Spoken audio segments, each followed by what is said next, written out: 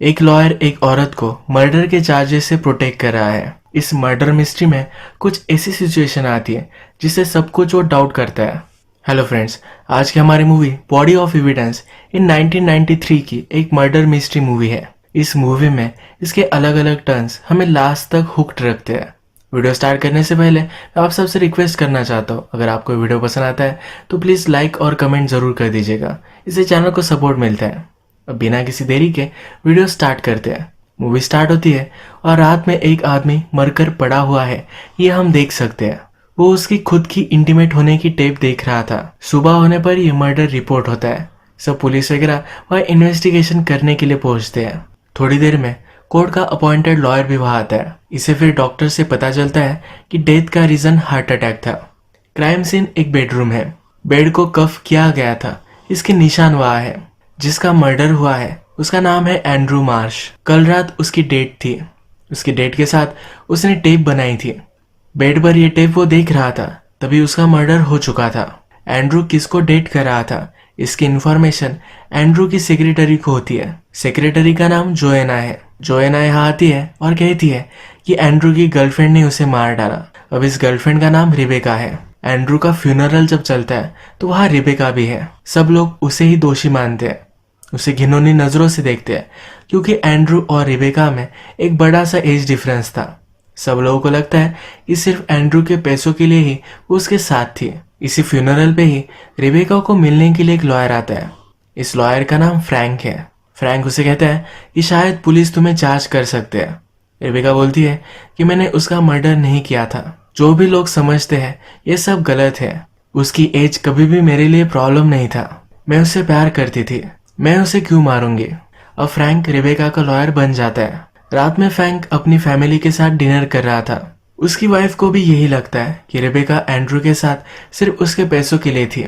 अगले दिन रिबेका को पुलिस इन्वेस्टिगेशन के लिए बुलाते हैं। अब रॉबर्ट रिबेका से पूछता है, जिस रात तुम एंड्रू के साथ थे, क्या तुम दोनों इंटीमेट हुए थे? इसे वो हाँ कहती है। वो एंड्रू के हार्ट कंडीशन के बारे में उसे कहता है। रिबेका कहती है कि मुझे पता नहीं था कि उसे कोई हार्ट कंडीशन भी है। एंड्रू ने यह सब उससे छुपा कर रखा था। रॉबर्ट पूछता है, क्या तुमने कभी कोकेन यूज किया है? वो कहती कि नहीं। रॉबर्ट के पूछने का रीजन ये था, जिस रात एंड्रू की डेथ हुई उस रात उसने कोकेन लिया था। इन्हें लगता है कि रेबेका ने जबरदस्ती एंड्रू को कोकेन दिया था। उसे ऑलरेडी हार्ट कंडीशन थी, उसने कोकेन भी ले लिया तो इससे वो जल्द से जल्द मर जाएगा। हार्ट अटैक इसी वजह से आया था। उन्हें लगता है कि रेबेका ने जानबूझकर एंड्रू को मार डाला। वो उसके साथ इंटीमेट हुए और उसे कोकेन भी दिया। इस सब से एंड्रू के हार्ट पर लोड आया और वो मर गया। रेबेका का लॉयर फ्रैंक उससे कहता है कि अब हमें यहाँ से चलना चाहिए। वो ज्यादा आंसर नहीं देना चाहते, पर अचानक से रेबेका को अरेस्ट कर लिया जाता है। फ्रैंक रॉबर्ट से पूछता है कि ये तुम क्या कर रहे हो? रॉबर्ट कहता है कि ये केस स्ट्रांग है। रेबेका के पास एक बड़ा सा मोटिव था। मरने से पहले एंड्रू ने अपनी विल चेंज की थी। अकॉर्डिंग टू दैट, एंड्रू के मर जाने के बाद $8 मिलियन रेबेका को मिलने वाले हैं। इसके बारे में फ्रैंक को पता नहीं था। थोड़ी देर में फ्रैंक रेबेका की बेल करा लेता है। उसे कहता है, तुम्हारे पास एक अच्छा मोटिव था, इसी वजह से केस स्ट्रांग हो चुका है। रेबेका को इस बारे में कोई भी क्लू नहीं है। वो पूछती है कि ये क्या था। फ्रैंक सरप्राइज्ड होता है और फिर कहता है कि एंड्रू के विल के अकॉर्डिंग तुम्हें $8 मिलियन मिलने वाले हैं। वो फिर से कहती है कि मैंने उसे नहीं मारा, उसे तो विल के बारे में पता ही नहीं था। फ्रैंक कहता है कि अब रॉबर्ट तुम्हारे अगेंस्ट तुम्हारे कैरेक्टर पर सवाल उठाएगा। रिबेका कहती है कि हम जो भी कर रहे थे, एक दूसरे से प्यार करते थे, इसीलिए कर रहे थे। रिबेका और एंड्रू हैंडकफ्स लगाकर इंटीमेट हो रहे थे। रिबेका कहती है कि मैंने किसी भी चीज के लिए उसे कभी भी फोर्स नहीं किया था। जो वो चाहता था वही हम हमेशा करते थे। नेक्स्ट सीन में हम देख सकते हैं कि रॉबर्ट फ्रैंक के ऑफिस में उसे मीटिंग करने के लिए आया हुआ है। यहाँ पर एंड्रू की सेक्रेटरी जोएना भी प्रेजेंट है। जोएना फ्रैंक से कहती है, ये सब हमेशा रिबेका का प्लान था। उसने खुद बहुत बार रिबेका को ड्रग्स करते हुए देखा है। जोएना एक बड़ी सी विटनेस बन सकती है। तो ये सब सुनकर फ्रैंक बहुत ही चिढ़ जाता है। वो डायरेक्टली रिबेका के पास आता है। उसे कहता है कि तुम्हें मुझे सब कुछ सच सच बता देना चाहिए था। अब पुलिस के पास एविडेंस है। जोएना टेस्टिमोनी भी देगी। रिबेका उसे शांत कर एक जगह पर लेकर आती है। एक शॉप है जहाँ पर सब नेचुरल मेडिसिन मिलते हैं। वो एक मेडिसिन उसे दिखाती है जो एक्चुअल में कोकेन की तरह ही दिखती है। वो कहती है कि मुझे क्रैम्प्स की बीमारी है, इसलिए मैं हमेशा ये मेडिसिन लेती रहती हूँ। फ्रैंक को सच पता चल चुका है तो वो भी चैन की सांस लेता है। इसी शॉप में एक्यूपंक्चर की थेरेपी भी चलती है। ये थेरेपी रेबेका कर रही थी तो फ्रैंक उसे नोटिस करता है, उसे घर ड्रॉप करने के लिए भी आता है। जाते जाते कहता है, ये केस जीतने के लिए मैं जान लगा दूंगा। इसके बाद डायरेक्टली हमें कोर्ट की हियरिंग दिखाई जाती है। जूरी के सामने रॉबर्ट कहता है कि रेबेका बहुत ही घटिया औरत है। इसने एक बूढ़ा आदमी देखा, उसका बैंक बैलेंस देखा तो सब चीजें कैलकुलेट कर कर उसे टारगेट किया। उसने उसे मार डाला, अब उसके सब पैसे उसे मिलने वाले हैं। उसके बाद फ्रैंक जूरी से कहता है, वो कहता है जिस तरह से केस लग रही है उस तरह से नहीं है। लोग किसी चीज को देखते हैं और उसके बारे में ओपिनियन क्रिएट करते हैं। सब जूरी को वो इस केस को ऑब्जेक्टिवली देखने के लिए कहता है। इसके बाद फॉरेंसिक के डॉक्टर को बुलवाया जाता है। रॉबर्ट उनसे पूछता है कि एंड्रू की डेथ किस तरीके से हुई थी। डॉक्टर कहते हैं कि कोकेन की वजह से हुआ था, पर उन्होंने खुद ये नहीं लिए थे। उनके पास एक नेजल स्प्रे था जिसमें वो मेडिसिन रखते थे। इसमें कोकेन डाल दी गई थी और उसी वजह से उनकी डेथ हो गई। ऑलरेडी उन्हें हार्ट कंडीशन थी और इसमें कोकेन ये डेडली कॉम्बिनेशन बन गया। डॉक्टर कहते हैं कि जब एंड्रू की डेथ हुई तब उसके हाथ में हथकड़ियां थी। इसमें फ्रैंक ऑब्जेक्शन लेता है। वो कहता है कि एंड्रू के हाथ पर मार्क्स थे, ये मार्क्स पहले की भी हो सकते हैं। इसके बाद फॉरेंसिक डॉक्टर वहां से चले जाते हैं। इसके बाद कोर्ट में एंड्रू के पर्सनल डॉक्टर को बुलाया जाता है। रॉबर्ट इस डॉक्टर से एक इंसिडेंट के बारे में पूछता है। एक बार एंड्रू ने ट्राई करने के लिए कोकेन लिया था, उस वक्त उसे बहुत तकलीफ हुई थी, ये मरते मरते बचा था। ये सब चीज डॉक्टर कोर्ट को बताते हैं। रॉबर्ट यह इंस्टैब्लिश करता है अगर कोकेन एंड्रू के लिए इतना खतरनाक था तो कभी भी अपनी लाइफ में फिर से लेने का वो नहीं सोचेगा। वो सबको बताता है कि जबरदस्ती उसे कोकेन दिया गया और उसकी डेथ हो गई। इसके बाद कोर्ट में जोएना को बुलाया जाता है। रॉबर्ट उससे क्वेश्चन पूछता है तो जोएना कहती है कि एंड्रू मरने से पहले वरीड था। जिस तरीके से उसकी और रेबेका की रिलेशनशिप चल रही है, इसका स्ट्रेस उसे आ रहा था। वो जब इंटीमेट होते थे तो एक दूसरे के साथ गेम्स खेलते थे, इससे एंड्रू के हार्ट पर लोड आता था। इसके बाद फिर जोएना से फ्रैंक क्वेश्चन पूछता है। वो फिर पूछता है कि तुम्हारी और एंड्रू की रिलेशनशिप किस तरह की थी। जोएना कहती है हमारी प्रोफेशनल रिलेशनशिप थी, पर वो 6 साल से उसके साथ काम करती थी तो कभी कभी ये बात करते थे। फ्रैंक फिर कहता है कि रेबेका एक नई सिटी में जाने वाली थी, एक दूसरे से प्यार करते थे तो शायद इस बात का उसे स्ट्रेस आया था। फ्रैंक यहाँ प्रूव करना चाहता है काम का लोड, रेबेका के जाने का दुख, ये सब एंड्रू के लिए ज्यादा हो गया, इसी वजह से शायद उसे हार्ट अटैक आया। फ्रैंक के पास जोएना के खिलाफ कुछ रिपोर्ट्स है, ये कोर्ट में दिखाता है जिससे प्रूव होता है कि जोएना एक ड्रग एडिक्ट थी। वो जोएना से पूछता है कि क्या तुमने अपने बॉस को ये ड्रग सप्लाई किए थे। जोएना अब जो भी कहेगी ये इतना ज्यादा होल्ड नहीं करेगा।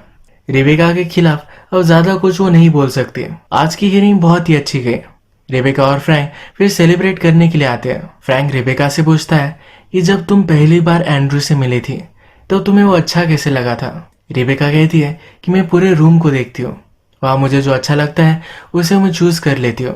एंड्रू के साथ भी ऐसा ही हुआ था। फ्रैंक फिर रेबेका को इस रूम को देखने के लिए भी कहता है। वो सब आदमियों पर नजर डालती है। फ्रैंक उससे पूछता है कि तुम्हें कौन पसंद आया, पर वो उसे बताना नहीं चाहती। यहाँ पर हम देख सकते हैं एक दूसरे के साथ ये फ्लर्ट कर रहे थे। फ्रैंक रेबेका को घर छोड़ने के लिए आया। रेबेका डायरेक्टली उसे पूछ लेती है, कहती है क्या तुम सोच रहे हो कि अगर हम इंटीमेट हुए तो ये कैसा रहेगा। फ्रैंक कहता है कि मैं तुम्हारा लॉयर हूँ, ये गलत होगा। यहाँ से वो निकल गया पर गाड़ी उसने स्टार्ट नहीं की। वो रेबेका के घर को ही देखता रहा। उसने देखा तो रेबेका ने अपना डोर ओपन रखा है। अपना माइंड चेंज कर लिया और घर में वो पहुंच गया। इसके बाद ये करीब आकर इंटीमेट हो गए। रेबेका जिसके साथ भी इंटीमेट होती है तो उसके साथ गेम खेलती है।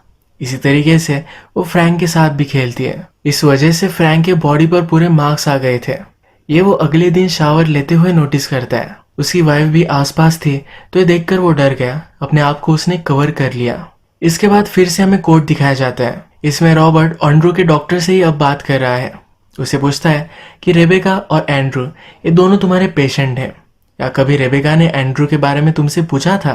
डॉक्टर कहते कि हाँ, एंड्रू अमीर था और हमारे सोशल पेजेस पे भी वो था। यहाँ पर वो कहना चाहता है कि रेबेका को एंड्रू के हार्ट कंडीशन के बारे में पता था। इसके बाद फ्रैंक डॉक्टर से क्वेश्चन पूछता है। वो पूछता है क्या कभी रिबेका के साथ तुम्हारी कुछ रिलेशनशिप थी। वो सबको कहता है कि रिबेका और डॉक्टर एक दूसरे को डेट कर रहे थे। जब रिबेका ने डॉक्टर से ब्रेकअप किया तो वो बहुत ही अपसेट हो चुका था। उसने उसे धमकी भी दी थी। उसने कहा था कि तुम्हारी लाइफ में डिस्ट्रॉय कर दूंगा। और फ्रैंक कहता है कि यही करने की कोशिश डॉक्टर कर रहा है। आज की हियरिंग भी बहुत अच्छी गई। रेबेका बहुत ही खुश है तो फ्रैंक और वो पार्किंग में ही इंटीमेट हो जाते हैं। इसके बाद नेक्स्ट हियरिंग में हम देख सकते हैं कि रॉबर्ट ने एक नया विटनेस लाया हुआ है। इस विटनेस के बारे में फ्रैंक को नहीं पता था। इसे वो ऑब्जेक्शन लेता है पर जज मानती नहीं। अब ये विटनेस टेस्टिमोनी दे सकता है। इस विटनेस का नाम जेफरी है। जेफरी और रिबेका की भी एक दूसरे के साथ रिलेशनशिप थी। इसके बारे में रॉबर्ट क्वेश्चन पूछता है। जेफरी कहता है कि रिबेका के साथ उसकी रिलेशनशिप बहुत ही इंटेंस थी। जब भी ये इंटीमेट होते थे तो रिबेका हमेशा उसे पुश करती थी। रिबेका के पैशन को कभी भी मैच नहीं कर पाता था। जेफरी का भी एज ज्यादा है और उसे भी हार्ट कंडीशन थी तो उसके हार्ट पर भी लोड आना स्टार्ट हो गया था। उसने फिर अपने हार्ट की सर्जरी की तो उसके बाद रिबेका उसे छोड़कर चली गई। वो कहता है कि रिबेका को हमेशा कंट्रोल में रहना अच्छा लगता है। इस टेस्टिमोनी की वजह से रिबेका के लिए केस हार्ड हो चुका है। अब सब लोग समझते हैं कि हर बूढ़े आदमी को रिबेका फंसाती है, उसे मारने का प्लान बनाती है जिससे उसे सब कुछ प्रॉपर्टी वगैरह मिल जाए। कोर्ट होने के बाद जब फ्रैंक रिबेका से बात करता है तो बहुत ही गुस्सा है। वो कहता है कि तुम्हें मुझे ये सब बात बतानी चाहिए थी। उस पर शक करने लग गया है। वो कहता है कि तुम्हारा टाइप ही अलग है। उसे अपनी गलती का भी रियलाइजेशन होता है। वो कहता है हम दोनों में कोई भी रिलेशनशिप अब नहीं रह सकती। इस सब सिचुएशन को प्रोफेशनल रखना चाहता है। जब रात में फ्रैंक अपनी वाइफ से मिलने के लिए आता है तो उसकी वाइफ उस पर चिड़ी हुई है। फ्रैंक उससे पूछता है कि क्या हुआ तो कहती है कि लोग बातें करने लग गए हैं। ये टाउन स्मॉल है और रिबेका के घर के सामने हमेशा फ्रैंक की गाड़ी दिखती है। आज रिबेका का फ्रैंक के लिए कॉल भी आया था। इससे फ्रैंक की वाइफ को शक चला गया है और उस पर वो नाराज है। फ्रैंक के बॉडी पर जो मार्क्स थे ये भी उसने देख लिए थे। उसे कन्फ्रंट कर कर कहती है कि तुम ऐसा कर कैसे सकते हो। फ्रैंक एडमिट कर लेता है और उसे सॉरी कहता है। उसकी वाइफ गुस्सा है और वहां से वो चली जाती है। रेबेका की वजह से उसके मैरिज में प्रॉब्लम आ गया। उससे वो बहुत गुस्सा है। वो गुस्से गुस्से में ही रेबेका के घर आता है। कहता है तुमने मेरी वाइफ को बोला क्या, तुम अपने आप को समझती क्या हो। रेबेका कहती है कि तुम गुस्से में चले गए थे, क्या तुम अभी भी मेरे साथ काम करना चाहते हो या नहीं, ये पूछने के लिए मैंने कॉल किया था। फ्रैंक उस पर अभी भी बिलीव नहीं करता। वो जा रहा था पर रिबेका उसे टीज करने लग जाती है। ये दोनों फिर इंटीमेट होते हैं। इंटीमेट होते वक्त रिबेका फ्रैंक के हाथ हथकड़ियों से बांधने वाली थी पर फ्रैंक ने ऐसा नहीं होने दिया। इस बार रिबेका के ही हाथ उसने बांध दिए। इसके बाद नेक्स्ट सीन में हम देखते हैं कि फ्रैंक का कली सब एविडेंस को जांच रहा था। इसमें उन्हें एक वीडियो टेप मिली जिसमें दिख रहा है कि जोएना के साथ एंड्रू इंटीमेट हो रहा है। जोएना ने कहा था कि एंड्रू और उसकी रिलेशनशिप स्ट्रिक्टली प्रोफेशनल है। इसके बाद ये प्रूव हो सकता है कि जोएना के पास भी एक मोटिव था। अगली हियरिंग में फ्रैंक जोएना से क्वेश्चन पूछता है, इतने साल तुमने एंड्रू के लिए काम किया था, उसने अपनी विल में $250K तुम्हारे नाम किए थे। जब रेबेका से वो मिला तो उसने विल चेंज कर दी। इस सब से तुम्हें किस तरह से फील हो रहा था। जोएना कहती है कि इससे मुझे ज्यादा कुछ फर्क नहीं पड़ा। फ्रैंक को जोएना और एंड्रू के बारे में जो भी पता चला है ये सब कुछ वो कोर्ट को बता देता है। वो आर्ग्यूमेंट करता है कि जब जोएना ने रेबेका और एंड्रू को एक साथ देखा तो जेलस हो गई थी। उसने फिर एंड्रू को मार डाला और रेबेका को फ्रेम करने की कोशिश की। जोएना ऑलरेडी ड्रग एडिक्ट थी, तब उस पर और भी ज्यादा शक जाता है। अब फिर से इनके केस जीतने के चांसेस बढ़ गए हैं। रेबेका फ्रैंक से कहती है कि मुझे तुम टेस्टिमोनी देने दो, मैं सब कुछ क्लियर कर सकती हूँ। फ्रैंक कहता है कि इसकी जरूरत नहीं पड़ेगी। अगर जोएना ने ऐसा किया तो इसमें रिस्क है, पर फिर भी वो फ्रैंक को मना लेती है। रेबेका अपनी टेस्टिमोनी में कहती है कि एंड्रू से मैं प्यार करती थी, हमेशा उसका ख्याल रखती थी। इन दोनों ने कभी शादी नहीं की क्योंकि एंड्रू का ऑलरेडी बहुत सारे डिवोर्स हो चुके थे। रेबेका कहती है कि जो भी चीजें हम बेड में करते थे ये एंड्रू को अच्छी लगती थी, इसीलिए हम करते थे। वो खुद ये सब चाहता था। जिस रात एंड्रू की डेथ हुई थी उस रात के बारे में बताती है। कहती है कि मैं उसके घर आई, हम इंटीमेट हुए और उसके बाद वो चली गई। अगले दिन उसे पता चला कि एंड्रू की डेथ हो चुकी है। एंड्रू की विल के बारे में तो उसे पता ही नहीं था। इस पर रॉबर्ट ऑब्जेक्शन लेता है। कहता है कि तुम एंड्रू के डॉक्टर के पास ही जाती थी, तुम्हारा एंड्रू और डॉक्टर इन दोनों के साथ अफेयर था। ये सब एक कोइंसिडेंस नहीं हो सकता।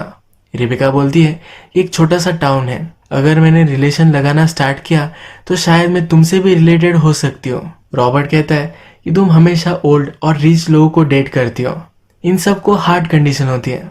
इन्होंने पहले जॉफरी को कोर्ट में बुलाया था, जिसमें उसने कहा था कि जब वो रेबेका से मिला तब उसने अपनी विल चेंज कर दी थी। इसकी डिफेंस में रेबेका कहती है कि मुझे स्ट्रांग और कॉन्फिडेंट मैन पसंद है, मुझे ऐसा कोई अच्छा लगता है जो एक्सपेरिमेंट करने के लिए रेडी हो। जनरली ओल्ड मैन ये सब क्राइटेरिया कंप्लीट करते हैं, इसी वजह से उन्हें डेट करती है। रॉबर्ट कहता है जब तुम्हें जॉफरी के हार्ट कंडीशन के बारे में पता चला तो तुमने उसे छोड़ क्यों दिया। रेबेका बोलती है कि वो मुझ पर चीट कर रहा था, एक्चुअल में जॉफरी गे है, ये भी वो कोर्ट को बताती है। इस कोर्ट रूम में जॉफरी भी था, वो ह्यूमिलिएटेड होकर वहां से चला जाता है। रेबेका पर जो भी आरोप लगाए जा रहे थे ये सब अब उसने क्लियर कर दिए हैं।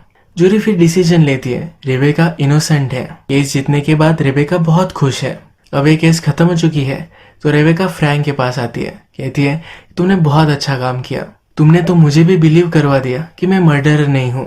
फ्रैंक को यह सुनकर शॉक लगता है। रात में वो रेबेका के घर पर मिलने के लिए आता है। यहाँ पर वो नोटिस करता है कि रेबेका एंड्रू के डॉक्टर के साथ है और हमें पता चलता है कि रेबेका और डॉक्टर इन दोनों में रिलेशनशिप थी। इनका हमेशा से प्लान था कि एक बूढ़े अमीर लोगों को ये फंसाएंगे और मरने के बाद उसकी सब प्रॉपर्टी वो ले लेंगे। डॉक्टर के पास तो सब लोगों के रिकॉर्ड रहते थे, तो इसी वजह से उसने रेबेका को एंड्रू और जॉफरी के बारे में बताया था। जब रेबेका और डॉक्टर बात कर रहे थे तभी फ्रैंक वहां आ गया। उसने सब कुछ फिगर आउट कर लिया है, तो कहता है कि जो ड्रग्स तुम्हें मिले थे ये भी शायद डॉक्टर ने ही सप्लाई किए होंगे। कोर्ट में भी एक दूसरे के खिलाफ तुम रहे जिससे किसी को भी शक ना जाए। ये सब प्लान फिगर आउट कर फ्रैंक बहुत ही इम्प्रेस्ड है। रेबेका फ्रैंक को भी उल्लू बना रही थी। डॉक्टर को फ्रैंक और रेबेका के बारे में नहीं पता था और उसे रियलाइज होता है कि रेबेका सिर्फ उसे यूज कर रही थी। ये सब जानकर वो डिस्टर्ब हो जाता है, रेबेका से मार डालना चाहता है। रेबेका को मार रहा था तो फ्रैंक और उसमें फाइट होती है। फाइनली रेबेका पर गोली चलाकर वो उसे मार ही डालता है। बाद में सब पुलिस वगैरह आते हैं और डॉक्टर को अरेस्ट करते हैं। यहाँ पर रॉबर्ट भी है। रॉबर्ट फ्रैंक से कहता है कि आखिर जस्टिस हो ही गया। इसी तरीके से मूवी एंड हो जाती है। अगर आपको ये वीडियो अच्छा लगा तो प्लीज़ इस वीडियो को लाइक कर दीजिएगा। मैं बहुत सारी मूवीज़ लेकर आते रहता हूँ, तो प्लीज़ इस चैनल को सब्सक्राइब कर दीजिए और बेल नोटिफिकेशन आइकॉन दबाना मत भूलिएगा। हम फिर से मिलेंगे और एक नई मूवी के साथ। तब तक के लिए थैंक यू और आप अपने आप का ख्याल रखिए।